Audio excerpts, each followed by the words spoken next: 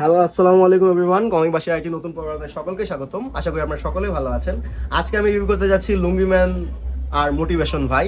লুঙ্গি man একের review আপনারা সবাই দেখেছেন, আপলোড করেছি। লুঙ্গি ম্যান এক মশাতঙ্ক, আর এটার নাম হচ্ছে লুঙ্গি ম্যান আর মোটিভেশন ভাই। এটা লুঙ্গি ম্যান সিরিজের দ্বিতীয় কমিক, দ্বিতীয় ইস্যু।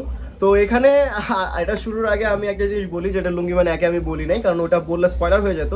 ওইখানে লুঙ্গি ম্যানের কিছু সুপার পাওয়ার দেখায়, যে লুঙ্গি লুঙ্গি গন্ধ অ্যাটাক, ওটার মধ্যে একটা আছে। ওটা আমার ফেভারিট। ওটাতে লুঙ্গিতে জমা থাকা গন্ধ দিয়ে লুঙ্গি ম্যান অ্যাটাক করে। খুবই সুন্দর, মানে 100% সম্পূর্ণ বাংলাদেশি সুপার হিরো লুঙ্গি ম্যান। পিঠে গামছা আর লুঙ্গি কাঁচা, লুঙ্গিতে কাঁচা, ঠিক আছে, আর লাল একটা গেঞ্জি, লুঙ্গি ম্যান। তো লুঙ্গি ম্যান আর মোটিভেশন বাই শুরু হয় তুফাননগরের 1 বছর পর, মানে লুঙ্গি ম্যান মশাতঙ্কর 1 বছর পরের স্টোরি এখানে শুরু হয়, যেখানে আমরা লুঙ্গি ম্যানকে দেখতে পাই। সে মানে দাড়ি গোফ হয়ে গেছে তার। সে তার বাসায় আসে, তার মা তাকে বকে। লুঙ্গি ম্যানের আসল নাম আমরা জানতে পারি এখানে। লুঙ্গি ম্যানের আসল নাম হচ্ছে দীপ। এখানে তার বাবার সাথে তার কনভারসেশন দেখায়, এবং লুঙ্গি ম্যান এখানে একটা রবারি ঠেকাতে আসে। খুব কালার একটা কমিক। আর এখানে আমরা জানতে পারি যে নতুন একজনের আগমন ঘটেছে আপনার তুফাননগরে, যে মোটিভেশন ভাই, ঠিক আছে। তো তার অনেক ফ্যান বেস আছে, হিউজ একটা ফ্যান বেস আছে। তো হিউজ একটা ফ্যান বেস, কিন্তু আস্তে আস্তে অনেক সমস্যা দেখা যায়, যে অনেক অপরাধ দেখা যায় তুফাননগরে বাড়তে থাকে, যেটা ওই মোটিভেশন ভাইকে কেন্দ্র করে। এমনকি লুঙ্গি ম্যানকেও জেলে ভরে দেওয়া হয়। সে চুরি করেছে, ডাকাতি করেছে, এগুলোর ভিত্তিতে। কিন্তু লুঙ্গি ম্যান তো এরকম করবে না। তো এটা কিভাবে লুঙ্গি ম্যান এমন হয়, সেটা জানতে হলে আপনাদের এটা পড়তে হবে।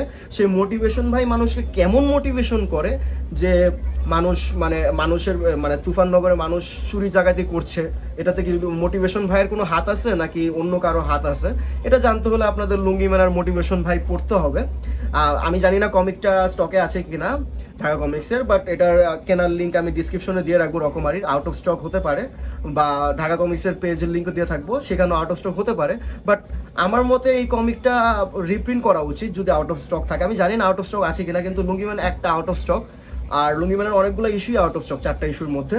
কিন্তু লুঙ্গি ম্যান সিরিজটা খুবই ভালো। ঢাকা কমিক্সের উচিত এটাকে রিপ্রিন্ট করা যদি আউট অফ স্টক থাকে, কারণ এটা খুবই ভালো, বাচ্চাদের জন্য পারফেক্ট। মানে বাচ্চাদেরকে আপনি যদি মার্ভেল ডিসি না দিতে চান, বা ইন্ডিয়ান কোনো সুপার হিরো স্টোরি না শোনাতে চান, তাহলে বাংলাদেশি লুঙ্গি ম্যান, জুমো, ইব্রাহিম, এগুলো বেস্ট। লুঙ্গি ম্যান আমার পার্সোনাল ফেভারিট বাংলাদেশি সুপার হিরোর মধ্যে, কারণ সে 100% খাঁটি বাংলাদেশি সুপার হিরো।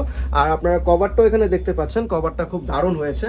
লিখেছেন এবং এঁকেছেন রোমেল বড়ুয়া ভাই। খুবই সুন্দর স্টোরি টেলিং, খুবই ফানি, এবং খুবই ভালো, খুবই একদম 10 on 10 স্টোরি। আবার আর্টওয়ার্কটাও একদম রিলেটেড, একদম স্টোরির সাথে যাচ্ছে আর্টওয়ার্কটা। সব দিক দিয়ে একদম সুন্দর একটা প্যাকেজ লুঙ্গি ম্যান। আপনার একটা সুন্দর একটা সুপার হিরো প্যাকেজ, যেখানে সব আছে, ফান, এন্টারটেইনমেন্ট, অ্যাকশন, সব কিছু আছে। আবার টুইস্টও আছে এটাতে। চমৎকার একটা কমিক লুঙ্গি ম্যান, আমার খুবই পার্সোনাল ফেভারিট। তো এই ছিল আজকের রিভিউ ভিডিও। যদি আপনার রিভিউটি ভালো লাগে থাকে, অবশ্যই চ্যানেলটিকে সাবস্ক্রাইব করবেন যদি ইউটিউবে দেখে থাকেন, আর ফেসবুকে দেখে থাকলে পেজটিকে লাইক অ্যান্ড ফলো করবেন, ঠিক আছে। লুঙ্গি ম্যান ইব্রাহিমের রিভিউর সাথে সাথে আমি লুঙ্গি ম্যানের রিভিউ শুরু করেছি। আরেকটা সিরিজের রিভিউ আমি শুরু করব ঢাকা কমিক্সের, সেটাও চলবে। ইব্রাহিমের সাথে লুঙ্গি ম্যানের সাথে সেটাও চলবে, এবং সব একসাথেই শেষ হবে। প্রত্যেকটার ভিডিও আসতে থাকবে রেগুলারলি। একবার ইব্রাহিমেরটা আসবে, একবার লুঙ্গি ম্যানেরটা আসবে, একবার অন্য একটা কোনো ইয়ের আসবে।